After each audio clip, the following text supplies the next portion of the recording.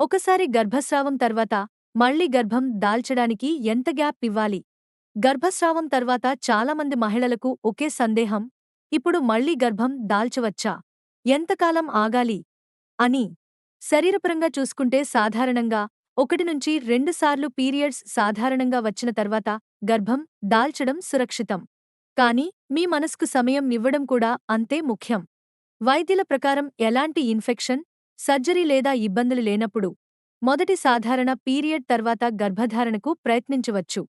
కొంత పరిశోధనల ప్రకారం 3-6 నెలల్లో మళ్లీ గర్భం దాల్చిన మహిళలకు మంచి ఫలితాలు కూడా కనబడ్డాయి.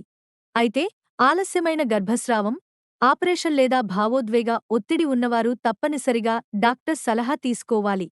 గమనించండి, ఆరోగ్యం కేవలం శరీరానికి మాత్రమే కాదు, మనసుకి అవసరం. మీ శరీరం, మనసు సిద్ధంగా ఉన్నప్పుడు మాత్రమే ప్రయత్నించండి. ఇలాంటి మరెన్నో ఆసక్తికరమైన సమాచారం కోసం మా ఛానల్ను సబ్స్క్రైబ్ చేసుకోండి.